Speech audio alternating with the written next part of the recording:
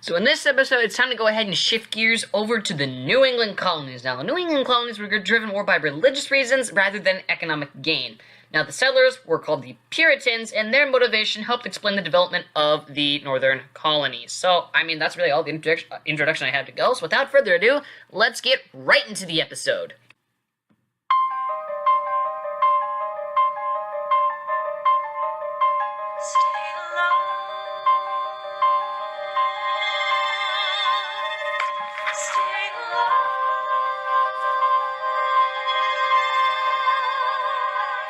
This is APUSHLESS, the show where I attempt to teach the AP United States history curriculum in such a way that you don't have to put in any effort at all. That's right, there's no homework, textbooks, writing, tests, or primary source documents. I'm your fellow student and host, Trevor Bushnell. Remain relentless till their troops take flight. Make it impossible to justify the cost of the fight. Outrun, outlast. Hit 'em quick, get out fast. Support for APUSHLESS comes from Google Sites. Now, as you can tell by the side project podcast of mine, I like taking on new projects because they keep me busy and entertained. Especially when taking a class like APUSH. And since it's more of a hobby for me, I need an easy and effective way for me to get my ideas out to the world free of charge. Now, this is where Google Sites comes into play. Google Sites is a website creator like Weebly and Squarespace that is totally free of cost, outplaying Squarespace in that regard. And aside from purchasing a domain, there is no upgrade cost to get everything Google Sites has to offer, making it better than Weebly. Their easy-to-use interface is so simple that even someone who's never had any experience coding at all can create a stunning website with Google's interface. You can even edit your website on your smart device for updating on the go. And now my listeners can also check out my amazing Google site. Go to sitesatgoogle.com/site/APUSHLESS, that's all lowercase, to get episodes, show notes, and resources. And go to sitesatgoogle.com to begin creating your own website free of charge.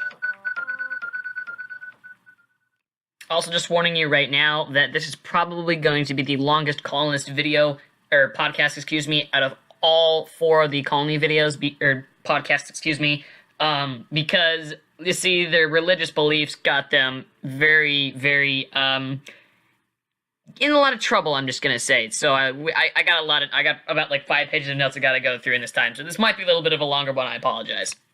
Now, before we begin, let's go ahead and talk about the origins of Puritanism. Now, Puritanism was founded in the Protestant Reformation, and that was from 1600 to 1650. I talk a little bit about that in episode 2, not too much, but if you want to go back to episode 2 so you can find the Protestant Reformation, that might be a good idea. Now, King Henry VIII split from the reason King Henry VIII split from the Catholic Church was because he wanted to he could get a divorce. However, he kept all Catholic practices, which basically created a sort of half-Reformation in England. Now, there were two different kinds of Puritans. Those that wanted to purify or fully reform, they were called Puritans. However, some Puritans argued for complete separation from the Church of England. So you gotta keep in mind that there are two distinctions at this time. Also, as we're talking about the Protestant Reformation, I understand that that's more of a world history topic, but the Protestant Reformation cannot be ignored by APUSH students because the religious division did impact colonial America with Puritanism. So if you're an APUSH, just wanted to throw that out there. You guys still need to make sure you know the Protestant Reformation. All right, let's talk a little bit about Puritan beliefs and practices. So Puritanism took an inspiration from Calvinism with the ideas of divine plan and predestination. Now, Puritans lived off of strict piety, and they followed very strict rules. They believed that God gave everyone a calling, and that following that calling was crucial. They also very much believed in community, and that God's will for everyone was to care for each other, and that what I was trying to say there was that individuals that did not believe in community and make the community function well could result in punishment for the entire community. They also put a lot of emphasis on the original sin, the Adam and Eve taking fruit from the garden, and they saw humanity tainted with this inheritance. And Puritans' view of God was closer to the vengeful God in the Old Testament rather than the generous God in the New Testament. So that's another thing you might want to keep in mind. Okay, so let's actually talk about the New England colonies. Let's begin with Plymouth and the Mayflower Compact that came afterwards. So the Pilgrims, specifically, these were separatists. The separatists were the ones that wanted full separation from England, unlike the Puritans. But they fled England in 1608 to find a place to worship freely in Holland for the Calvinists, because Holland was very Calvinistic at that time. Now, the leaders of Pilgrims then believed that settling in the New World would give congregations to enact rigors of religious piety. So essentially, the leaders of the Pilgrims believed that if they settled in New York, if they settled in the New World, they could get congregations to get very rigorous from religious piety. Now, William Bradford and a bunch of other people following him then got permission to settle in Virginia, and they formed a joint stock company to fund the expedition. And because of that, 100 plus pilgrims then sailed on the Mayflower and arrived in the New World about 11 weeks later. They realized that they had landed way north of where they intended, so they signed the Mayflower Compact that called for a government there if it was okay with, Great Britain and stuff like that. Now, the problem with the Plymouth colony was that it was not very successful and struggled very much. It didn't really gain success until 1630, and because of that, it failed to draw in lots of Puritans. And speaking of that, I want to just have a little side note right now. The Plymouth colony would become not well known, and because of that, the Massachusetts Bay colony became way more successful. However, it is important to know about the Plymouth colony because it was historically, technically, the first New England colony. So that's why I brought up the Plymouth colony. Next up, let's go ahead and move on to the Massachusetts Bay colony and the whole idea of a city set upon a hill. Now, this phrase, a city set upon a hill, it's a phrase that comes from Winthrop's sermon, A Model of Christian Charity, and it gives an excellent description of the Puritan mission in the New World. Now, in 1629, King Charles I grants a charter to establish a colony, and the charter didn't specify the location of the company headquarters. As such, it led to more of a self-government approach. Now, John Winthrop was the leader of the Massachusetts Bay Colony, and he gave one of the more famous sermons in American history that stressed the importance of the colony's mission. Again, this was that city on a hill, since all the, in quotes, the eyes of all the people are on us. And now, as we're talking about John Winthrop and his whole sermon, let's go ahead and talk about the difference between church and state. Now, if you're a student in APUSH, a lot of students assume that since the Puritans came to America to freely practice, since Puritans came to America to freely practice religion, that there was religious freedom, but that is actually incorrect. The Puritans established theocratic governments. Now, that essentially means that the leaders of the church were basically also the leaders of the colony, so they not only preached, but they also had governmental positions. Now, the settlers of the Massachusetts Bay Colony had a very difficult first year, but eventually it was thriving very successfully. By 1640, 20,000 plus settlers came to settle in the Massachusetts Bay Colony, and it was referred to as a Great Migration. Now, the Massachusetts Bay Colony tended to attract families rather than just men, as opposed to Jamestown, which really attracted more men than families. Now, the settlers wanted to build permanent, cohesive communities. Again, the Massachusetts Bay Colony had the Puritans. The Puritans really had a big stress on community, and they were willing to work to keep the community thriving. And the Massachusetts Bay Colony had 10 new towns within the first decade and 130 plus towns by the end of the century. And as, again, I mentioned the Puritan Great Migration earlier, with the 20,000 plus settlers coming to the Massachusetts Bay Colony. Keep in mind that this is a different Great Migration than the African-American Great Migration in the 20th century. Two very different Great Migrations. Okay, so let's go ahead and talk about New Hampshire for a little bit. So some Puritans moved north into an area later known as New Hampshire. Now, it was predated by small fishing communities founded by England in the 1620s. And the Massachusetts Bay Colony soon captured New Hampshire, and in 1641, an agreement gave it jurisdiction over New Hampshire, and a royal decree finally separated the colonies in 1679. Now, the Puritans encouraged intensive scripture study with its strict rules, and this caused a lot of conflicts in New England. Roger Williams was concerned with the mistreatment of American Indians, and believed it was critical of church involvement in matters of civil governance, such as the relations with Native Americans. He also believed that the concerns of a civil government would distract ministers from godly matters. Eventually, Roger Williams flees to the Narragansett Bay, and there he founds Rhode Island in 1636. Now, Rhode Island, the big thing to know about Rhode Island is it has a separation of church and state in its governance, as opposed to the Massachusetts Bay Colony, which did not have a separation of church and state. Now that we're talking about people who are kind of straying from the strict ideas of the Puritans, let's now move on to Anne Hutchinson. Now, Anne Hutchinson, who was a woman, mind you, so this was very out of the social norm back then, Anne Hutchinson was a deep religious thinker, and she held meetings at her house to discuss theological matters with both men and women.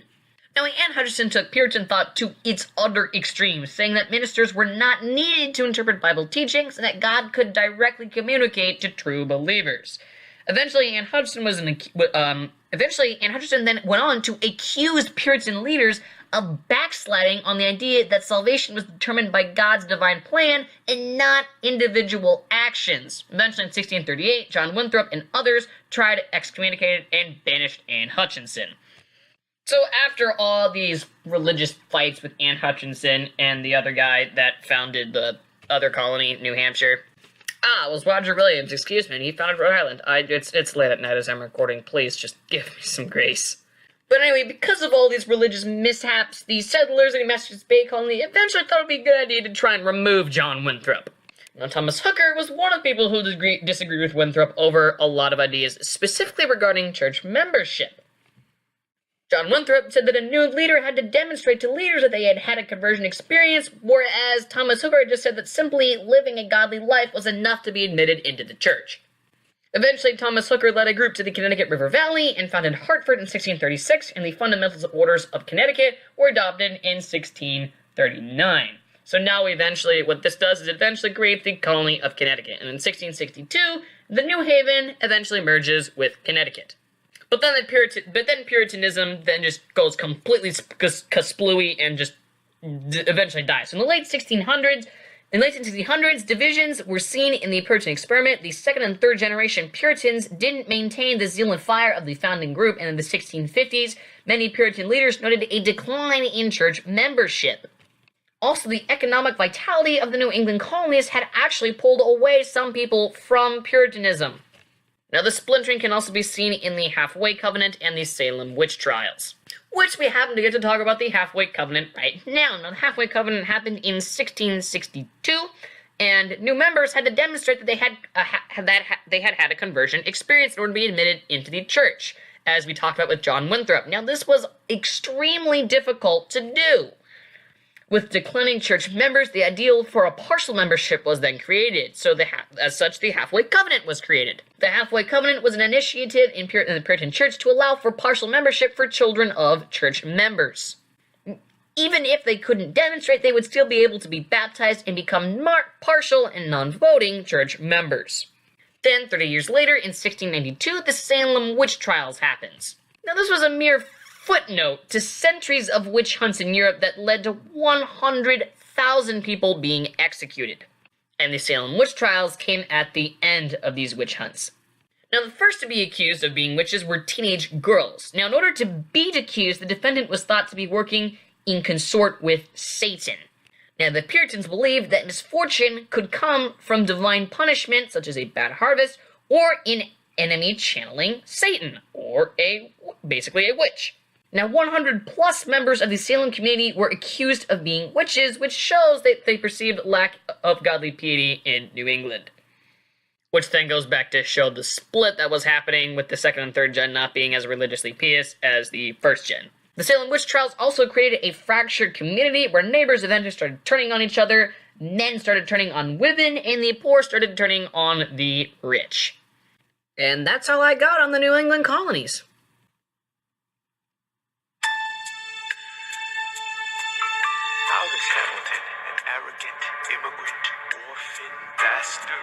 Son somehow endorsed Thomas Jefferson, his enemy, a man he's despised since the beginning, just to keep me from winning. I wanna be in the room where it happens, the room where it happens, the room where it happens. You've kept me from the room where it happens for the last time.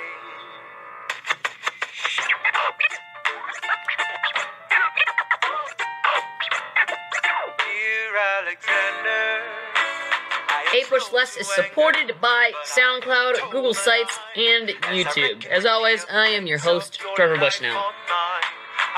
Our content supporters are, as always, the Barons of AP United States History Review Guide and McGraw-Hill's 5 Steps to a 5 AP United States History Guidebook. The music is provided from Hamilton, the original Broadway cast soundtrack, only the best Broadway musical out here. I mean, I'm just jamming out right here as I'm giving this conclusion. This is part of the reason why I'm glad this doesn't go on videos. You don't have to see me, like, mouthing the words all the time. Oh, also, my advertisement music comes from the Super Mario Maker official soundtrack. If you'd like to find show notes and any other resources and updates, those can be found at sites.google.com/site/APUSHLESS. That's all lowercase. A couple places you can find the APUSHLESS. You can find it in the public OneDrive folder. You can find that link at sites.google.com/site/APUSHLESS/episodes. Again, all lowercase. Find it on SoundCloud. I'm probably going to start putting them up on SoundCloud around episode 10, so just watch that out. You can also find it on YouTube. And if you go to YouTube, make sure that you subscribe. Also, if you can't remember all those links, I'll make sure that I put a couple of those links in the description below. Your grievance is legitimate. I stand by what I said, every bit of it. You stand only for yourself. You can contact us with questions and reviews at feedback.apushless@gmail.com. We hawking, dawn, guns drawn. We are a group of historians based out of the Pacific Northwest town of Ferndale, Washington. Your obedient servant. See you next week. A.Ham. A.Bird.